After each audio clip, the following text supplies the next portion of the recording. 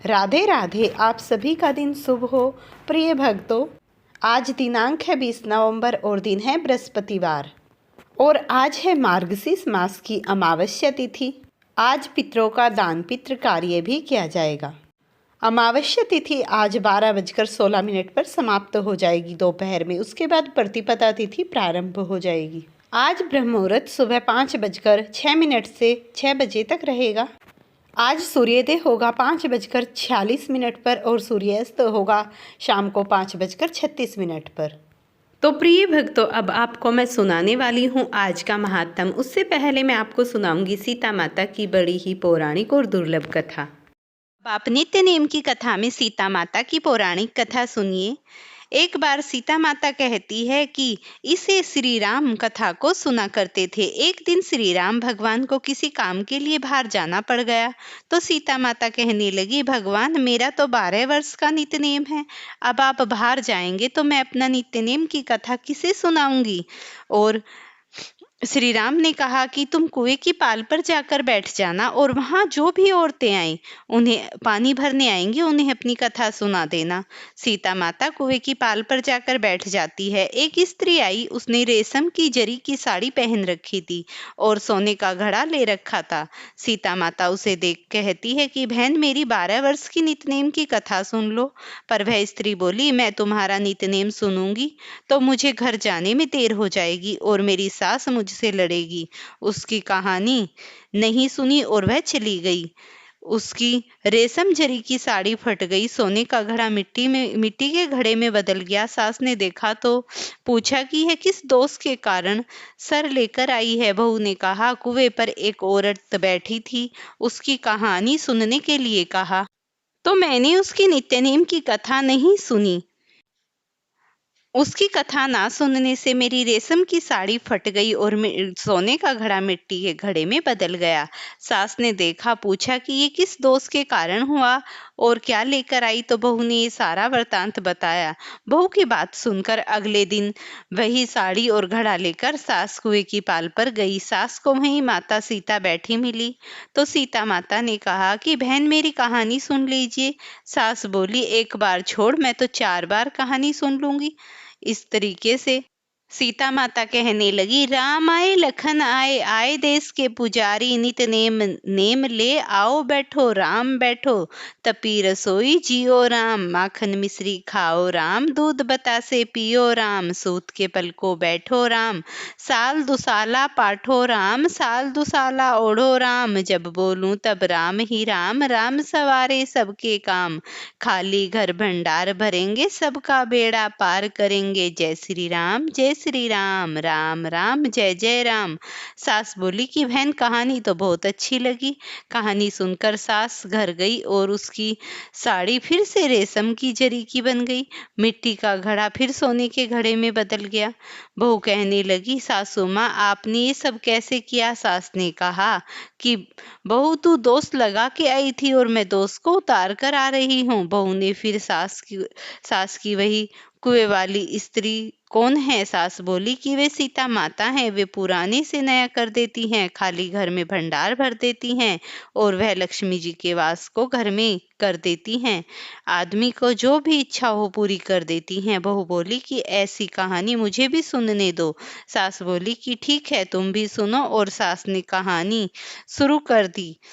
राम आए लखन आए, देश के पुजारी आए, नितनेम का नेम लाए, आओ राम बैठो राम, तपी रसोई जियो राम, माखन मिश्री खाओ राम, दूध बतासे पायो राम, सूत के पल को बैठो राम, साल दुसाला पाठो राम, साल दुसाला ओढ़ो राम, जब बोलू तब राम ही राम, राम सवारे सबके काम, खाली घर भंडार भरेंगे, सबका बेड़ा पार करेंगे, जय श्री राम जय श्री राम, राम राम जय जय राम।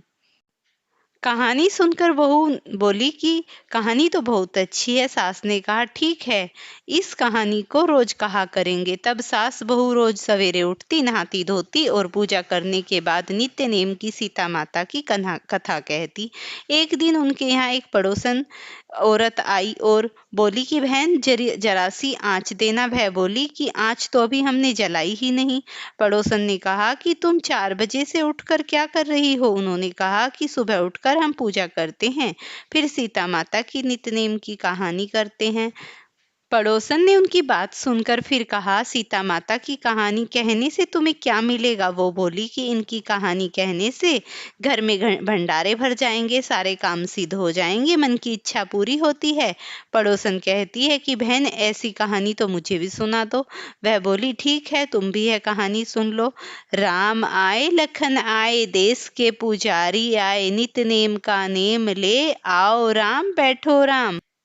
तपी रसोई जियो राम, माखन मिश्री खाओ राम, दूध बतासे पियो राम, सूत के पल को बैठो राम, साल दुसाला पाठो राम, साल दुसाला ओढ़ो राम, जब बोलूं तब राम ही राम, राम सवारे सबके काम, खाली घर भंडार भरेंगे, सबका बेड़ा पार करेंगे, जय श्री राम, सब बोलो राम ही राम।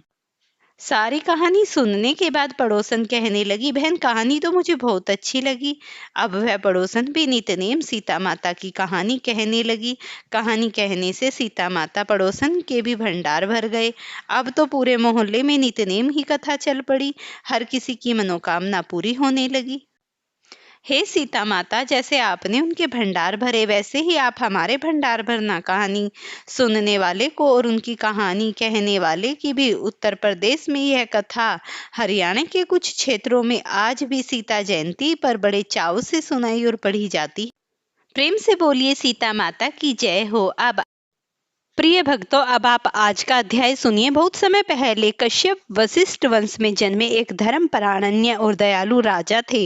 राजा सुदर्शन राजा विद्वान, सत्यवादी और दानवीर थे। उनका राज्य संपन्न था, लेकिन अचानक एक ऐसा आया जब वर्षा बंद हो गई, भूमि बंजर होने लगी, व्यापार ठप हो गया, रोग और महामारी बढ़ने लगी, प्रजा भय और दुख से भर गई। राजा स्वयं भी बेचैन रहने लगा, रातों की नींद उड़ गई, राजकोष खाली हो गए। राजा सोचता, आखिर मेरे राज्य पर यह कैसी विपत्ति आई?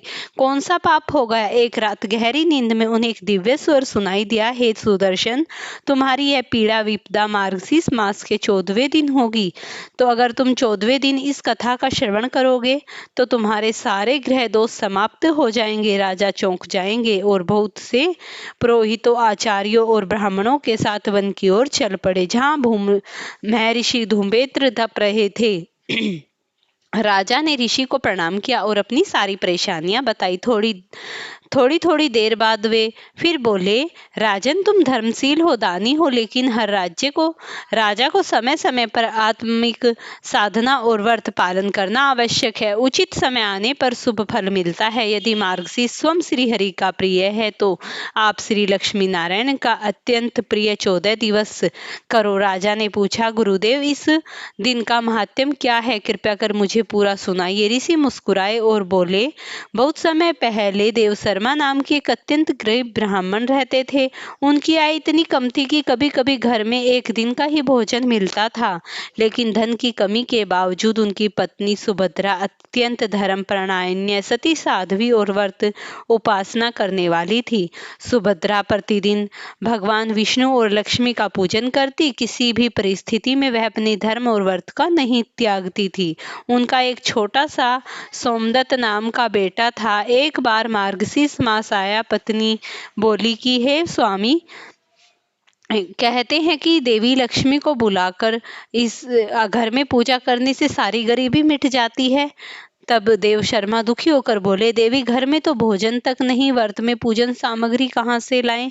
हम लोग तो इतने गरीब हैं, कहाँ से पैसा आएगा? सुभद्रा मुस्कुराकर बोली, स्वामी, व्रत के लिए धन नहीं, श्रद्धा चाहिए। मैं पत्तों से दीप जलाऊंगी, नदी के मिट्टी से दीपक गढ़ूंगी और भगवान को बस तुलसी और जल चढ़ा दूंगी। बस मन पवित्र होना चाहिए। पति ने सहमति दे दी।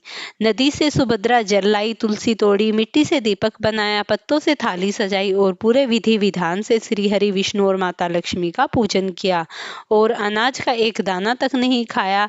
उनके चेहरे पर इतना तेज था। सुभद्रा बोली, हे नारायण, हम गरीब हैं, लेकिन हमारी आपसे कुछ विनती है।